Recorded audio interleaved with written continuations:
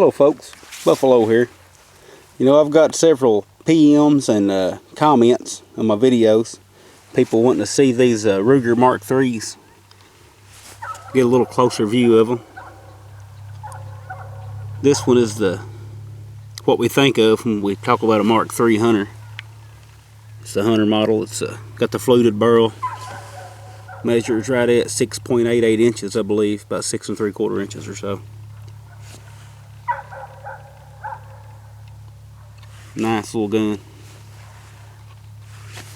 Over here we've got the Mark III Hunter. This one is mine. It's got the 1911 angled, same angle as the 1911s on the grips, and they're made of a polymer versus the steel over here. Makes the gun a little bit lighter. I think this gun weighs empty about 32 ounces or so, I think. And this one comes in at about 41. I've had these guns a while. This one belongs to my wife. Y'all seen her shoot it some on my videos. Shoots it really well. Both remarkable shooters. They both have standard 1 in 16 twist rifling. Both of them 10 round magazines. They both come with 2 magazines when you buy them new, and the magazines are not interchangeable. You can't use these in this one or these in this one due to the grip angle and stuff. If I had any complaints about the hunter model in specific, it would be the sights that come on them. Some people like them, I do not. They come with these fluorescent light tube type high-vis sights on them. The sight is a round fluorescent sight, and the rear sight that comes on these guns from the factory is a V-notch. And you know, it's hard to be consistent putting a big round dot into a V. It's hard to hold that gun exactly the same way every time. So on both of these guns, what we opted to do, and shoot them a lot better since we've done it, is we just put a standard sights on them. We called Ruger up, told them the problem, and they sent us the standard sights. I told them they should offer these sights on the hunter model, but I don't know if that'll ever happen or not. Which these sights I can see maybe in a hunting situation, low light, you're trying to hit a big target, but as far as precise shooting for competitive or competition shooting, it's hard to beat just the standard regular sights. And another problem with those sights is the way that Ruger recommends that you use them. Let me get the old manual out here. According to the owner's manual, Ruger, these sights are designed to set on top of your target. And I didn't grow up learning to shoot that way. I've always shot the standard style sights where your bullseye sits on top of your front sight. It's just the way I grew up shooting, and it's hard for me to get used to this style here. And I tried. I kept those sights on my gun for a while before I decided to go to the conventional target style sights. Okay, and then that brings me to the only other thing that I've changed on both these guns is the trigger and sear. Your sear looks like this. There's the trigger. The trigger and sear on these guns, both of these guns were pretty consistent with the factory triggers, but they broke at about 4.5 pounds, if I remember right, according to my Lyman scale. And just with changing to a Valkortzen, not sure how you pronounce that, but changing the sear and the trigger, I left the factory springs and everything alone.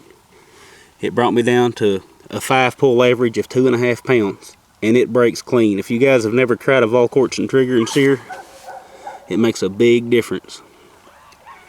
Now there's a lot of videos out there, or several anyway, that'll show you how to polish your hammer and sear and get close to the same results.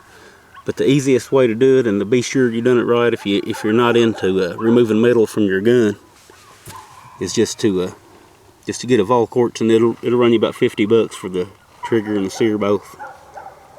And just simple parts replacement. Pull it apart and put those back in there. Huge difference. The Volquartsen trigger comes with an adjustment for the pre-travel and the over-travel. If I can get that in focus. And man, I'm telling you, big difference. Breaks as clean as glass. These guns, they also come drilled and tapped for a Weaver style mount that also comes with the guns. You can put your red dot on there. A red dot on one of these guns would be ideal, I think, for small game hunting.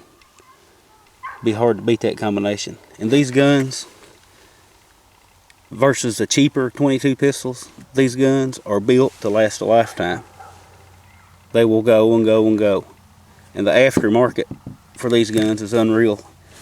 You can buy any part for these guns. You could actually build a gun, one of these guns, and not even have a Ruger part in it. I think Volquartsen sells the complete receivers, the lowers, the barrel. They sell a complete gun, a Volquartsen gun. But you can get anything for these guns. And that's another reason we wanted to go with the Rugers, just because if we needed something or wanted to change something. Seems like every aftermarket manufacturer makes something for these guns. Both of these guns are highly accurate. They're way more accurate than I'll ever be with them. They're muzzle heavy. They feel good. I've got my left hand here. I'm not left-handed. I'm holding the camera with my right hand. Is the reason I'm using my left. But they are just they're super accurate. They're tack drivers. They have the longer barrel on these models. The shorter barrel models are just as accurate, but the longer barrel lets you take advantage of that long sight radius. It really helps. This gun here, new back in the spring, after tax, out the door price at Bud's was $507.74.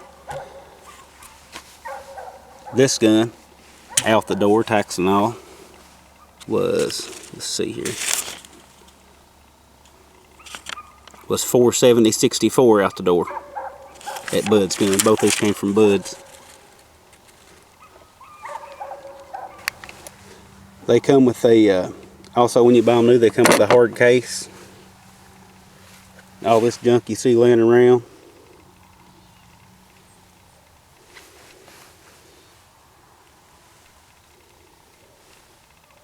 Of course, I think about all guns come with a fired brass hull. Well, tell you what, let's load us up a magazine for each one of these and run a mag through them. I've got some targets set up over here we can shoot. I'll let y'all see these guns in action. Alright, I got some steel plates set up down there. I've got the standard Mark III Hunter here. See if we can hit a few of them.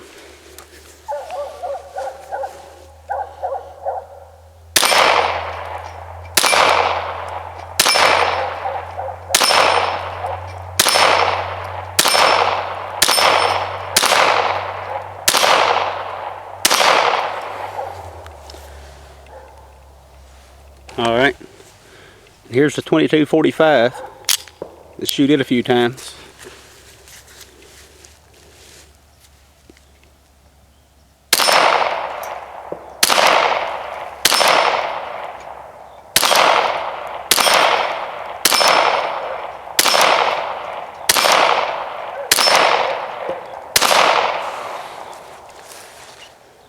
as we were shooting there, another thing you'll notice is both of these guns, the bolts lock back on the last shot.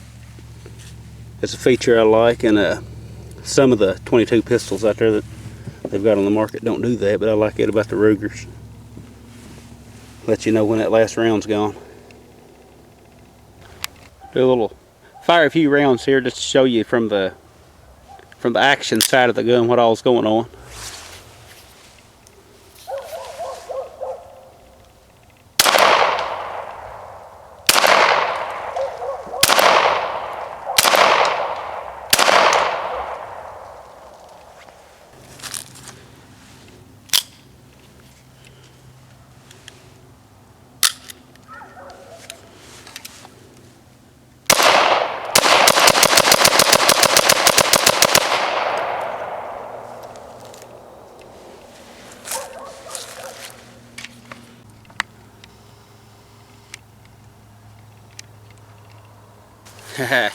Finally get to see my face. Guys, to sum this up, what I'm going to say about these guns is for around the 500 and under price range, it's going to be hard to beat this gun. The only thing maybe I can see topping it is spending the big bucks. Maybe a Smith & Wesson 41. Those things shoot like Cadillacs. But maybe some of the European style target specific, you know, bullseye shooting specific guns. But for 500 and under, really in my mind its only true competitor is the Browning Buckmark, and the only thing the Buckmark has on this gun is that it does take down a little easier. This gun has a takedown lever back here, and that's another thing I wanted to hit on. This gun takes down like a charm. I can pull this out, pull my bolts out, comes right apart, no problem. The other gun, Lisa's gun over here, it you have to drive this thing out. You have to take a dowel and a mallet and drive that thing out. You have to put the gun in a vise just to get the thing apart. So when I read on those forums and stuff about how people have trouble taking their guns apart, I understand. And then somebody get on there and say no, they're easy to take apart. And I have an example of both. Some of them are really easy to take apart, some of them are hard to take apart. But all in all, these guns are great. They'll last a lifetime. Everybody needs a good 22 pistol. Prices of ammo these days, you can't afford to go out and shoot a whole bunch, or I can't. Some of you guys may be able to, but with a 22, anybody can afford to shoot.